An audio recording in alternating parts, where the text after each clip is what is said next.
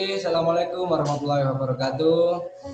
Kita sudah sampai di pertemuan kedua, yaitu masih di kompetensi dasar, mengevaluasi control panel hosting dan mengkonfigurasi control panel hosting.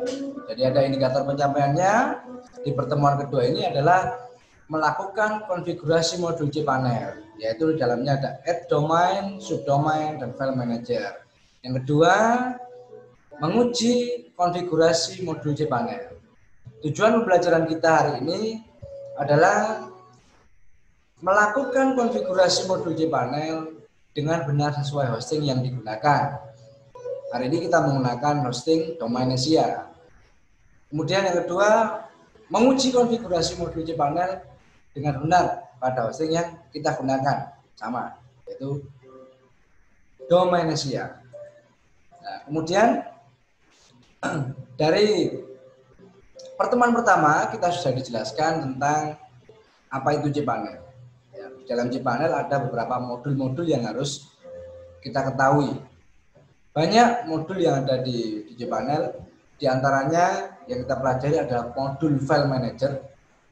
Ya, ini ada modul domain, ada modul subdomain.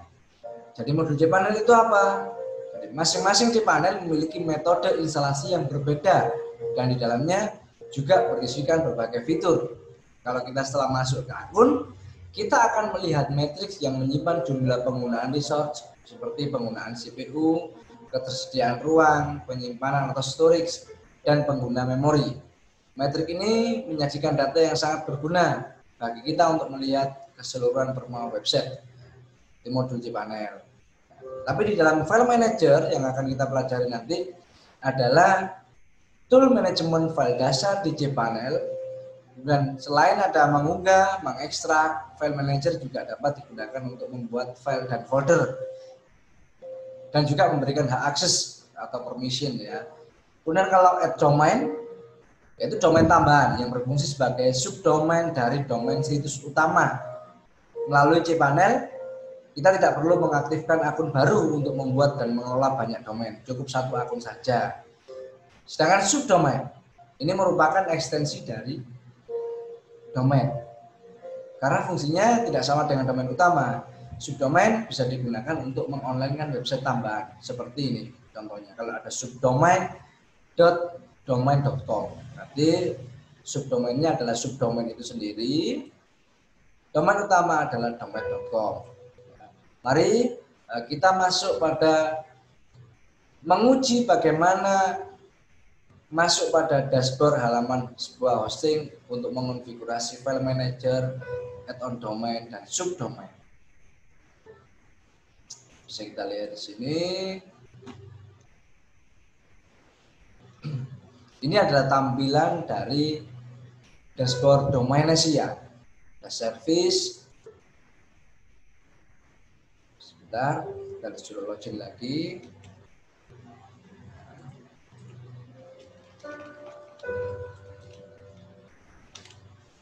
Kita tunggu check in untuk masuk. Nah, ini sudah masuk. Gijmedia.set ini adalah domain utama kita. Untuk konfigurasi, kita langsung ke service, dan langsung lari ke hosting extra gijmedia.site. Ini adalah halaman hosting yang akan kita konfigurasi. Di sini ada file manager, ada subdomain, ada add domain. Nah, mari kita pelajari satu persatu. Kita masuk pada add-on domain. Nah, ini adalah halaman dari add-on domain. Sesuai penjelasan tadi, kita tidak perlu membeli beberapa akun untuk menambahkan domain. Ya, jadi cukup dengan add-on domain, tetapi domain ini harus kita beli dulu. Ya, kita bisa menambahkan add-on domain. Akan tetapi ketika kita mau membuat misalnya cipta.id dan ini belum kita daftarkan, maka domain ini tidak bisa kita gunakan. Ya. Jadi contoh seperti ini. subdomainnya cipta.id add-on domain. Ini tetap bisa kita tambahkan. Contoh add-on domain. Masih proses. Karena cipta.id ini belum saya daftarkan, maka ini hanya tercipta folder saja tapi tidak bisa digunakan. Masih proses.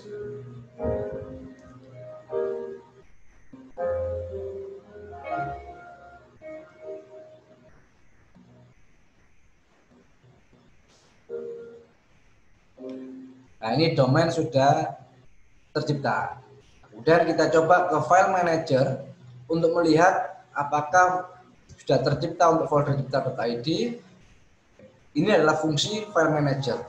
Jadi ketiga modul ini saling berkaitan antara domain dan file manager ya, di sini. Nah, di sini kita letakkan file-file, kita kelola file website kita di dalam sini. Itu untuk membuat add-on domain. Diingat, add-on domain tidak mempengaruhi domain utama. Yang saya contohkan di sini, domain utama adalah gcmedia.set. Ya. Domain yang kedua, kita akan mengonfigurasi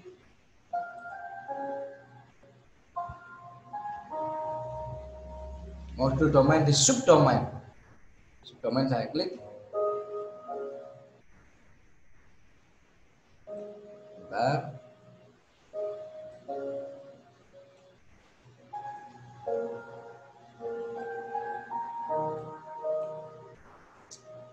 Klik subdomain.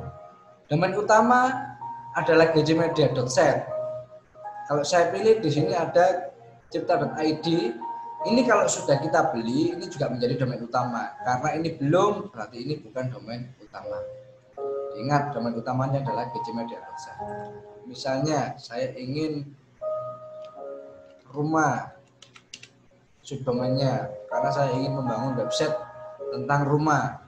Jadi dokumen rootnya akan tercipta otomatis rumah.gcmedia.set. Rumah ini sebagai subdomain, gcmedia ini sebagai domain utama. Ketika saya klik,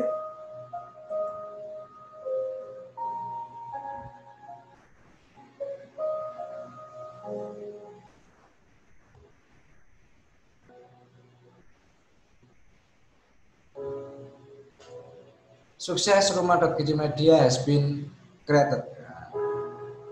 Kita cek lagi. Kita cek di file manager. Jadi kita lari ke rumah.gcmedia.set. Nah, di sini kita akan menaruh file-file website kita dengan nama subdomain tadi rumah.gcmedia.set. Sudah jelas ya, berarti antara add-on domain, subdomain, dan file manager itu saling berhubungan. Ketika kita sudah membuat nama domain dan subdomain akan berada pada file manager. Baik, ini saya tutup dulu. Ketika saya lari di file manager, tampilannya sama. Tampilannya juga ini. Nah, seperti ini. Ini silakan mencoba dengan akun yang sudah daftar masing-masing. Ya, mencoba bagaimana cara mengonfigurasi untuk membuat domain dan subdomain, kemudian kita olah melalui file manager. Selamat mencoba, anak-anak.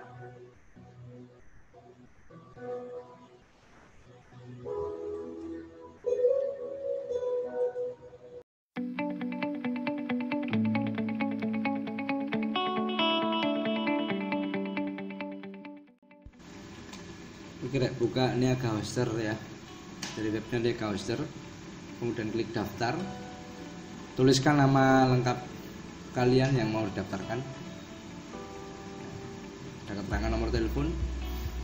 Nah, tujuan kita adalah membandingkan nanti di Niaga Hoster dan layanan hosting Domainisia ya. Tekan email itu email saya, passwordnya boleh sama dengan emailnya, boleh tidak. Daftar sekarang. tunggu prosesnya.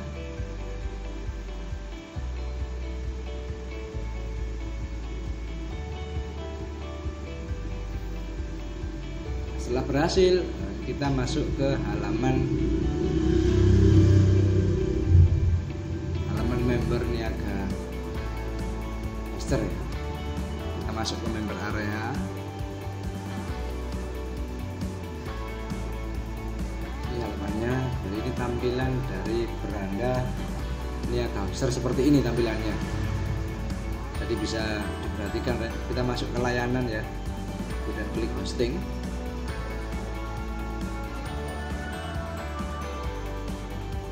Sebelumnya kita harus beli hosting dulu. Jadi kita cek ada apa saja layanan dari Niaga ini. Nah ini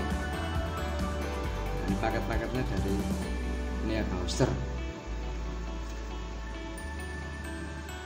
Jadi ada pilihannya tanpa gratis domain, berarti hanya paket saja. Kalau gratis domain berarti kita sudah include dari gratis domain. Tinggal nanti milih apa nama domainnya. Hanya saja di Niaga Hoster ini memang harganya murah tapi per tahun. Jadi kita tidak bisa milih per bulan. Nah, jadi maksimal sampai di 6 bulan. Jadi kita sudah tahu tampilan dari Niaga Hoster ini. Ya, kalau kita mau ngecek domain, kita tinggal cari, pilih domain yang ada di bawah tadi. Kemudian kita masuk ke layanan Domainisia. Sama yang dilakukan karena kita tidak memiliki akun. Jadi kita harus sign up dulu.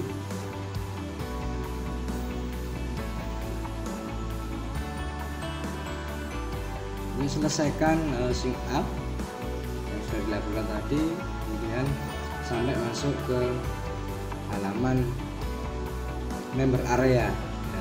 Jadi ini sudah berhasil, ada peringatan selamat pendaftaran berhasil. Dan kita lari ke hosting, kita cek juga sama, kita diberi pilihan untuk paket-paket. Nah ini harus tahu karena memang sebelum membuat domain yang nantinya digunakan untuk website, kita harus memilih salah satu layanan yang diberikan ini ya. Akan kita pilih ini, tinggal pilih mana yang sesuai dengan kebutuhan kita. Nah ini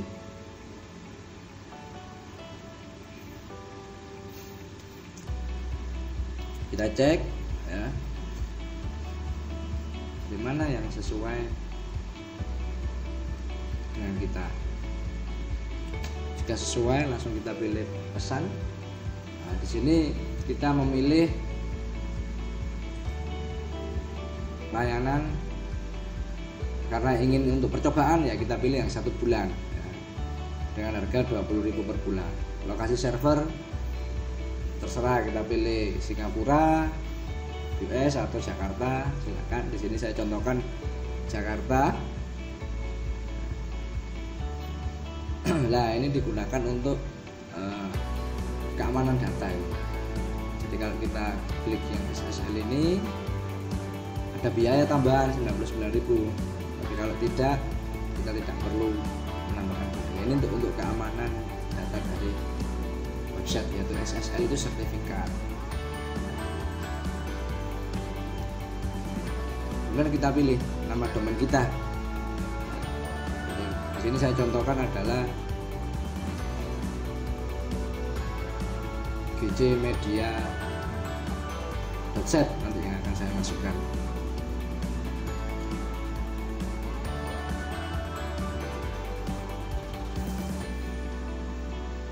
Dicek juga berapa domain dari website ini. Proses pengecekan, nah kalau ada, jika nama domain ini sudah ada yang menggunakan, berarti tidak akan muncul tanda hijau dengan harga ini. Kalau sudah muncul tanda hijau, per tahunnya adalah 14.000.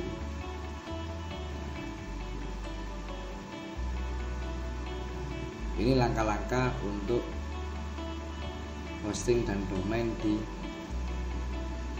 Domainsia. Tinggal kita melakukan pembayaran dan kita diarahkan verifikasi email dan masuk ke member atau halaman beranda dari Domainsia.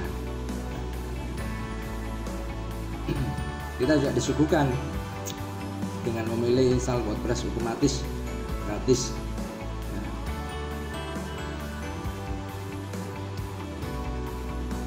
Nah, ini kelebihan-kelebihan dari share hosting server, diberikan fasilitas seperti ini.